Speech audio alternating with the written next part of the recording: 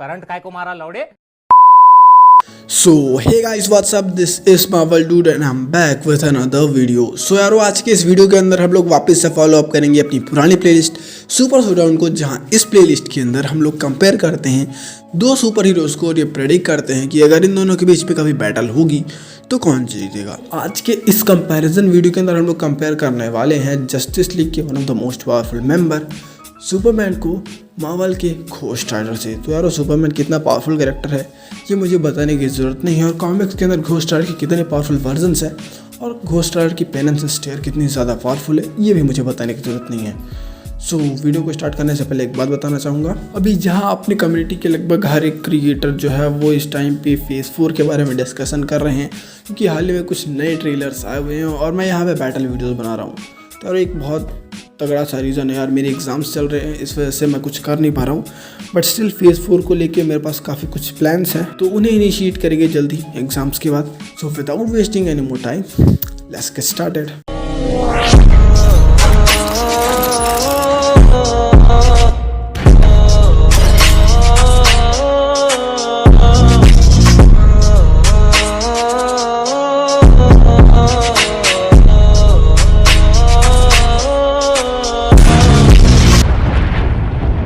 अब बात कर लेते हैं ऑरिजिन की। तो यारो सुपरमैन की ऑरिजिन मैंने 4-5 बार खुद इस चैनल पे पर्सनली बता रखी है, तो मैं उन्हें रिपीट नहीं करने वाला।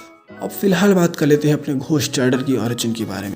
तो बेसिकली रॉबी राइस एक मैकेनिक होता है जो कि गराज में काम करता होता है, ठीक है। तो एक दिन उसे सैलरी मिलती है, तो वो सैलरी लेके वापस अपने घर जा रहा होता है, तो रास्ते में देखता है कि उसके लंगड़े भाई को कुछ लोग परेशान कर रहे होते हैं, तो वो बिना कुछ सोचे समझे उन सभी लड़कों को मारने लगता है, और तभी उनमें से एक उसके ऊपर गन लगा देता है उसके माथे पे। देन उसके बाद रॉबी राइस की हो जाती है कुटाई।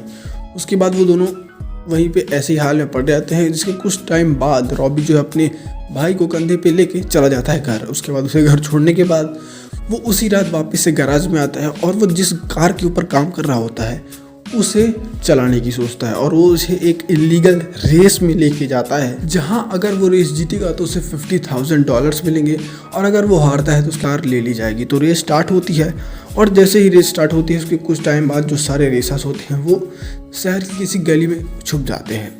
जब तक रॉबी कुछ समझ पाता उसके ऊपर एक हेलीकॉप्टर आ जाता है।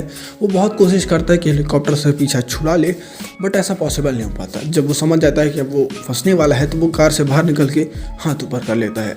तभी उसमें हज़ारों गोलियों की बारिश होती है और वो वहीं पे गिर जाता है। तभी उसमें से एक आदमी आता है और कार की डिक्की में से ड्रग्स का बैग निकालता है, और फिर वो गाड़ी पे पेट्रोल छिड़क के उसे आग लगा देता है।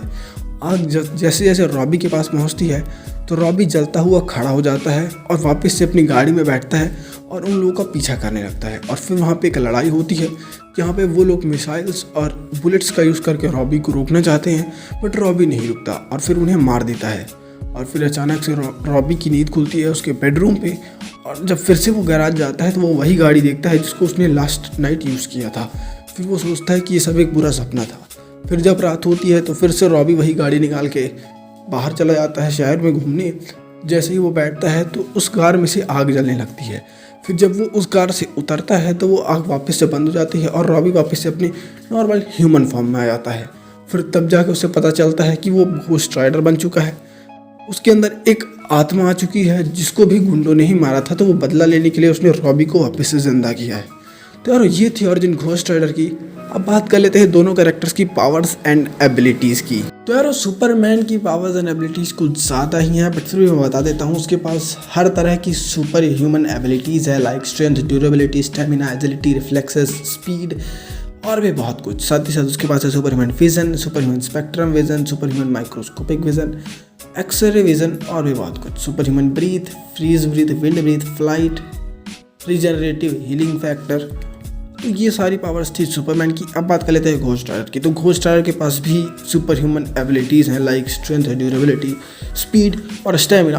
और घोस्ट राइडर होने की वजह से उसके पास एक और पावर है जिसका पेन एंड स्टेयर नाम है। तो ये सबसे पावरफुल एबिलिटी है जो घोस्ट राइडर के पास है, जिसके दम पर घोस्ट राइडर जो है वो सुपरमैन से कम्पीट कर सकता है। तो यार अब बात कर लेते हैं कि दोनों में से जीतेगा कौन।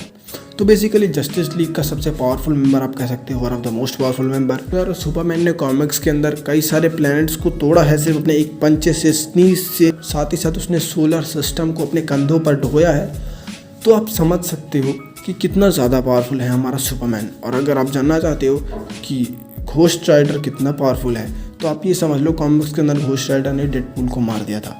अगर आप इसके बारे में थोड़ा शॉर्ट डिटेल जानना चाहते हो तो ऊपर इस वीडियो में देख सकते हो घोस्ट राइडर वर्सेस डेडपूल, इसमें मैंने इसको अच्छे से एक्सप्लेन किया है। सो अब बात कर लेते हैं कि इन दोनों के बीच में जो फाइट होगी उसका विनर कौन होगा। तो यार घोस्ट राइडर जो है वो एक सुपर नेचुरल बीइंग है और सुपर नेचुरल पावर्स को पोसेस करता है, तो इस वजह से सुपरमैन को घोस्ट राइडर को बीट करने में थोड़ी बहुत प्रॉब्लम्स होगी। और सबसे बड़ी बात, जो घोस्ट राइडर है वो नियरली इमॉर्टल है और वहीं सुपरमैन जो है वो मर सकता है, जैसे कि हमें मूवीज़ में दिखाया भी गया था। सुपरमैन की जो बेसिक पावर है यानी कि उसकी सुपर ह्यूमन एबिलिटीज़ वो घोस्ट राइडर के ऊपर ज़्यादा असर नहीं करेंगे, क्योंकि वो जितना भी डैमेज उसे देगा घोस्ट राइडर अपने हीलिंग फैक्टर से उसे हील कर सकता है।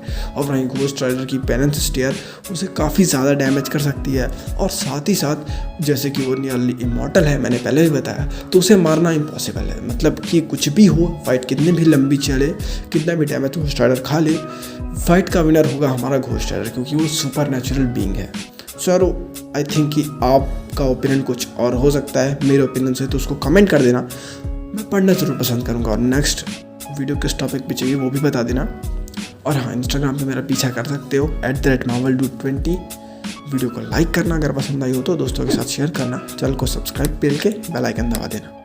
और हाँ, वो फेज़ 4 वाली वीडियोज़ जो है वो मैं 1 जनवरी के बाद से अपलोड करना स्टार्ट करूँगा। अभी तक तो मैं न्यू ईयर के लिए कुछ नए प्लान्स सोच रहा हूँ या फिर इनकी कुछ न्यू वीडियोस।